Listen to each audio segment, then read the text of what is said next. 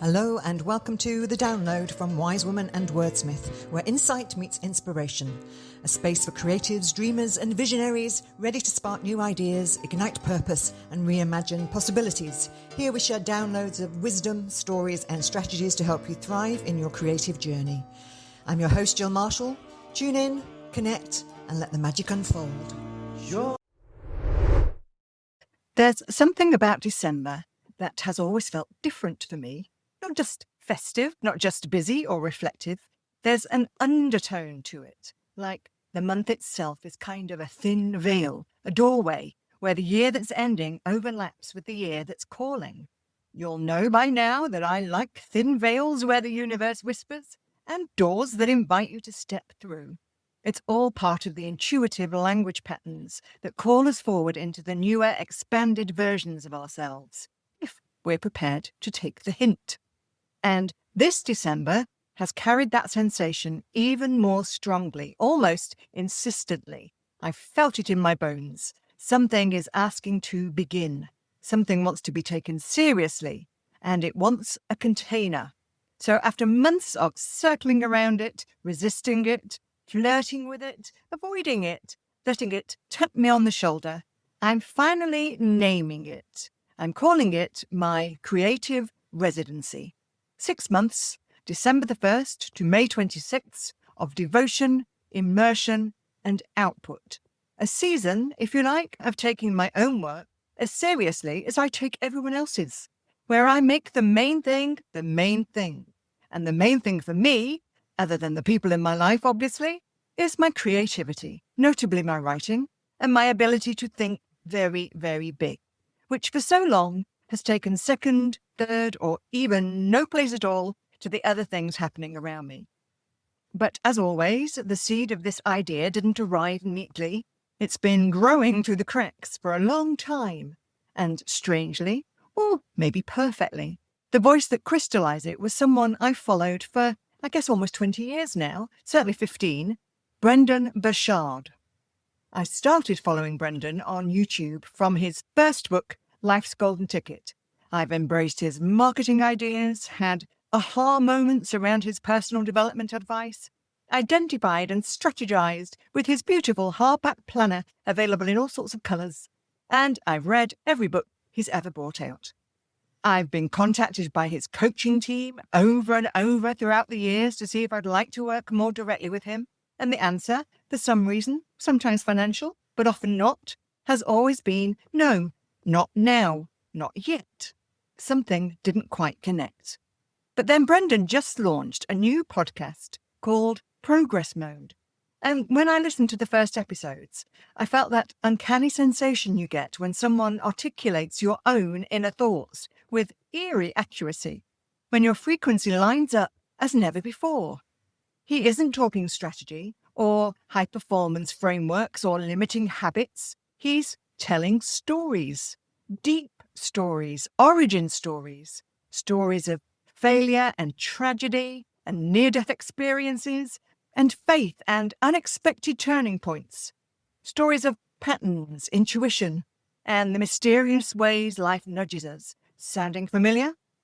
Some of them, of course, I've heard before. Many, though, I haven't. And some of these newer tales reflect almost spookily what's happened in my own life. And I sat there thinking, he's doing what I do.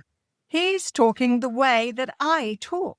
He's tracing the very same arc that I've been tracing in The Download. It was affirming and a bit weird and incredibly clarifying. Because what it kept returning to was this truth about progress mode. We have no idea what we could achieve in 6 months if we applied the same devotion to our purposeful pursuits as we apply to the demands of other people. Now, that landed, not because it was new, but because it came at exactly the moment I needed to hear it. It also made me reflect on this idea of storytelling, an idea that has now been flung around so relentlessly that it's almost lost meaning. Everyone is a storyteller now. Brands tell stories, marketers tell stories, managers tell stories, influencers tell stories, all systems tell stories. It's in every job description I read for communications specialists. And honestly, I wrote the book on storytelling for communications specialists, literally wrote books. I also read an awful lot of job descriptions for communications specialists, and this headline requirement of storytelling so often feels hollow. Half the time, nothing being told is a story, other than it's a lie. It's content wearing a story costume. Real storytelling, the kind that changes people, is far rarer. The kind of story that makes a room go silent, that lifts the hairs on your arms, that breaks something open in you in a way you didn't expect. I was reminded of this recently when Malcolm Turnbull, of all people, former Prime Minister of Australia, told a simple anecdote that made him, as the speaker, have to pause while he choked up and got a bit emotional. And from the audience in the auditorium where I sat, I did the same. It wasn't a clever story. It wasn't composed. It wasn't packaged. It was real. And I mean real, not authentic, which is another word I'm sick of hearing, because when you have to pretend to be authentic, it's not bloody authentic. It's the absolute opposite of authentic.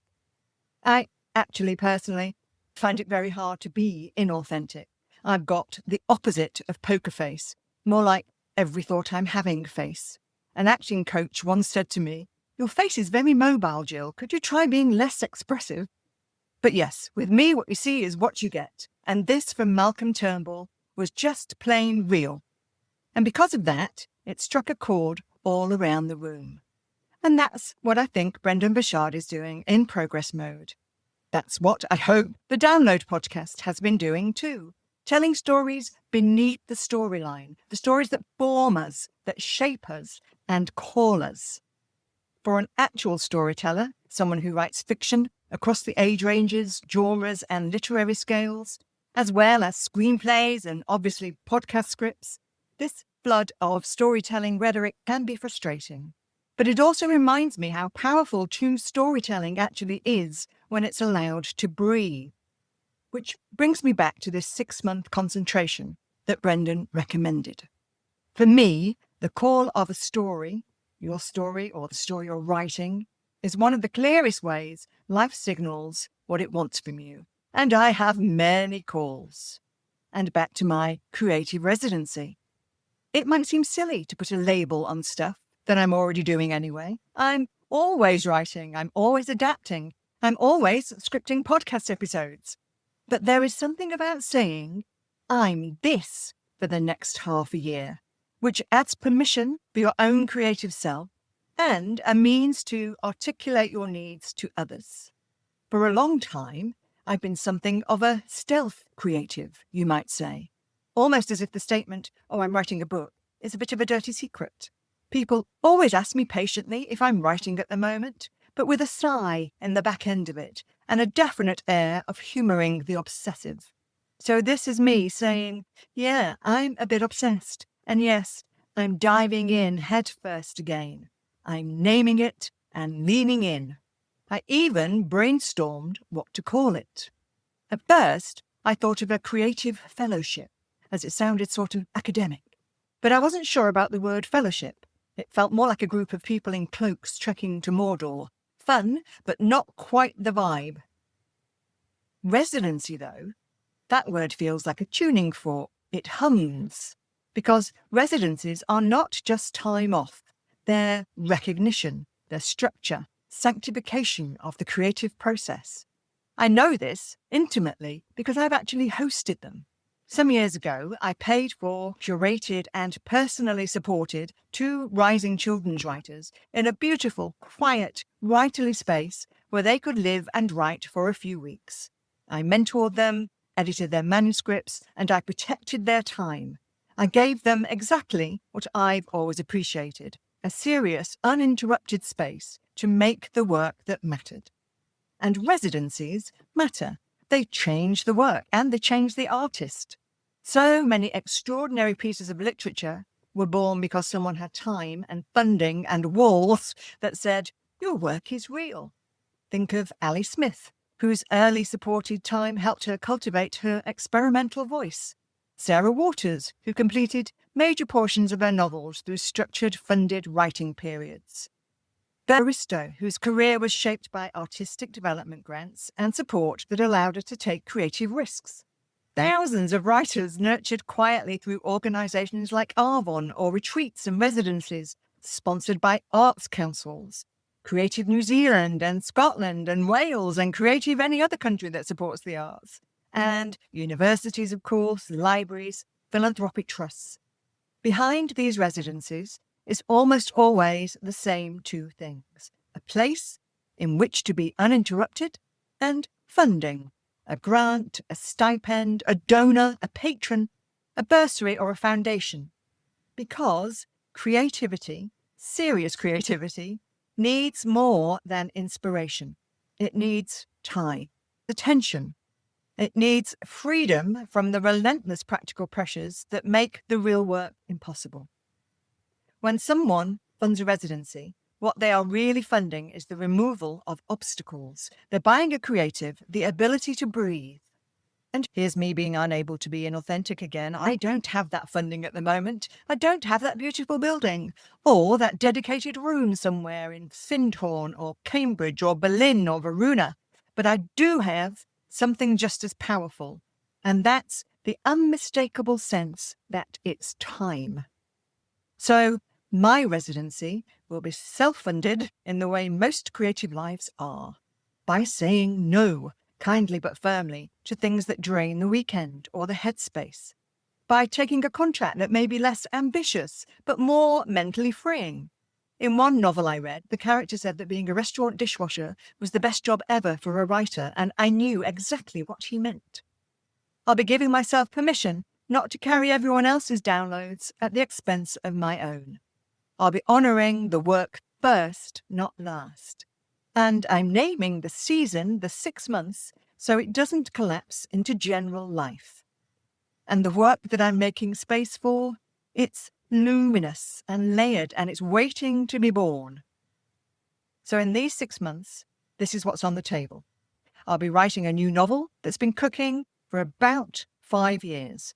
Adult fiction, psychological drama, women-centred, complex, more like The Most Beautiful Man in the World than my other books.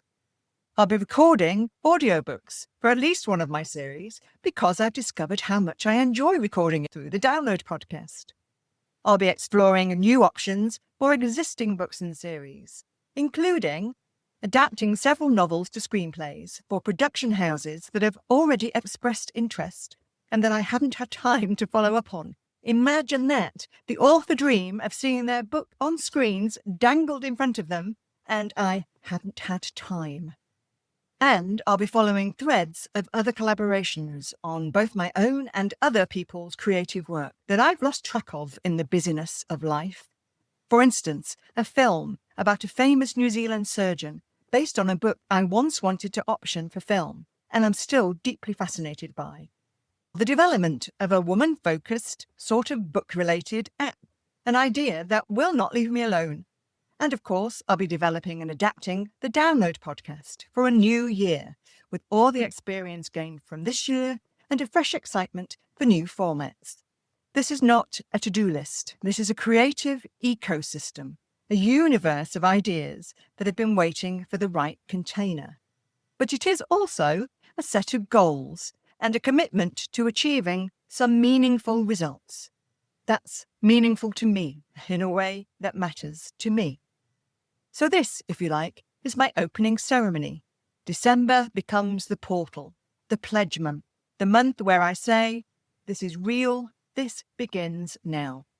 I'm marking a year and 1,000 downloads of the Download and a decade or two of creative life as an author, an actual storyteller. And I'm preparing my creative life for 6 months of seriousness and application. It's exciting and I'm raring to go.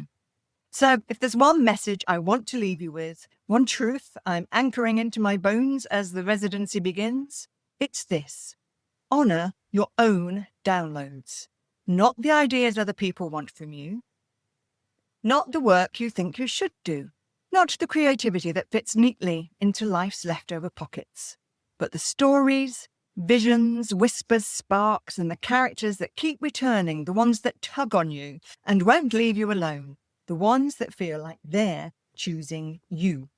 Those downloads deserve devotion. If we were to give 6 months of true dedication to our deepest creative impulses, the same dedication we do give to everyone else's needs, we would probably astonish ourselves. So, for the next 6 months, I am honouring my downloads. I am creating the container. I'm making the work, and I'm making the main thing the main thing. And if you're hearing this and feeling your own story stir, maybe this is your invitation to honour yours too, in whatever way you can, in whatever way feels possible, and still feels true. Because 6 months of devotion can change everything. Thanks for the reminder, Brendon Burchard. Loving your stories. And thank you, universe, for the download. I hear ya. Thanks for tuning in to the Download podcast. Feel free to like, comment and share and all of that good stuff. And I'd love to hear more about your own intuitive hits and downloads. So do find us on Facebook, YouTube and more.